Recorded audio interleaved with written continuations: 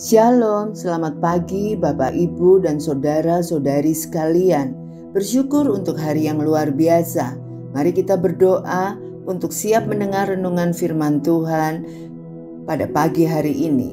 Selamat pagi Bapak, kami bersyukur untuk penyertaan Tuhan sepanjang malam hingga pagi hari ini.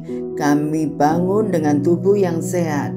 Kami siap menerima berkat yang baru. Jadikan hati kami tanah yang subur, yang siap ditabur benih firman Tuhan, sehingga firman-Mu berakar kuat di dalam hati dan pikiran kami.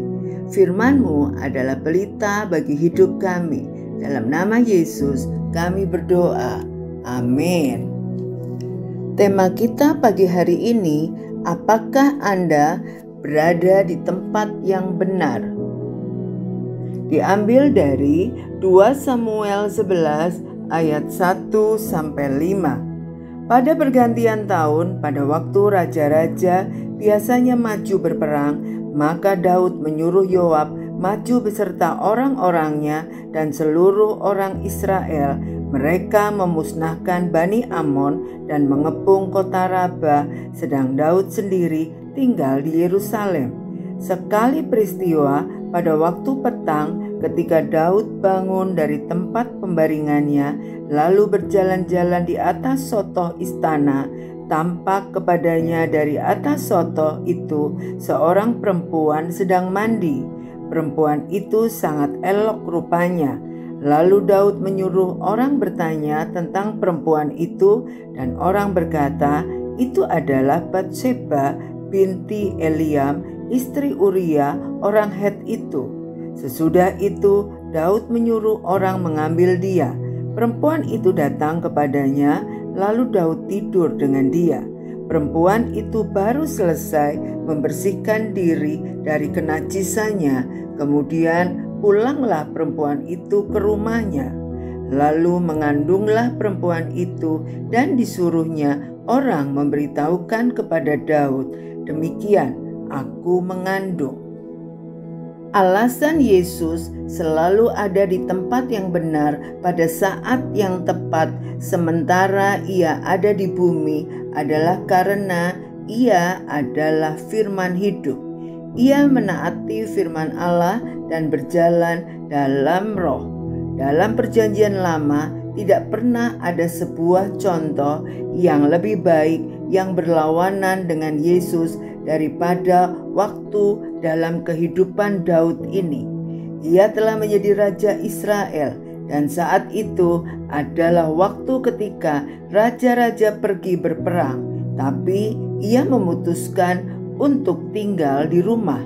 Satu keputusan untuk tidak taat dan keputusan selanjutnya untuk tidak taat membawa duka cita kepada keluarganya dan hampir membuatnya kehilangan tahta. Tentu saja Daud pasti memiliki masalah yang lebih dalam dari sekedar tidak berada di tempat yang benar dan melakukan hal yang ia diurapi untuk melakukannya.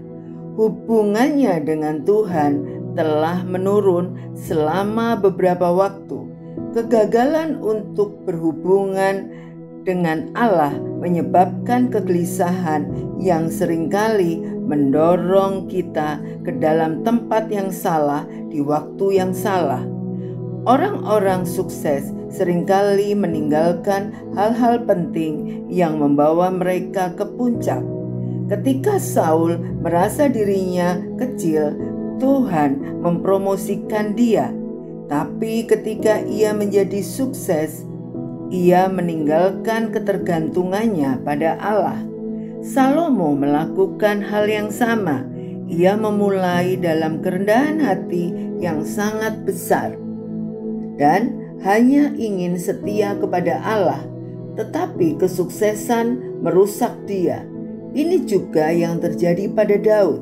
Daud telah mencapai titik kesuksesan di mana ia tidak lagi harus mencari Allah. Ia tidak lagi harus memperjuangkan peperangannya sendiri. Ia memiliki orang-orang yang melakukan itu untuknya. Ini memberinya banyak waktu untuk mendekat kepada Allah atau menjauh, dan ia memilih untuk menjauh. Masa-masa sulit bukanlah ujian sejati tentang apa yang ada di dalam Anda. Semua orang mencari Tuhan ketika mereka terdesak. Ujian terbesar kehidupan adalah kesuksesan.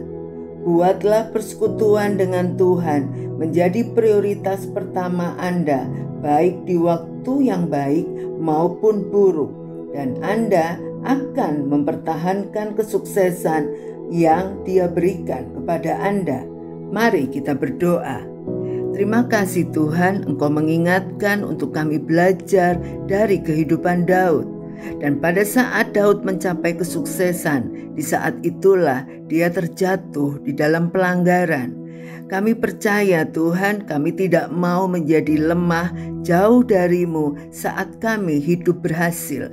Kami mau tetap melekat kepadamu, karena kami tahu dengan melekat kepadamu saja kami bisa mempertahankan keberhasilan.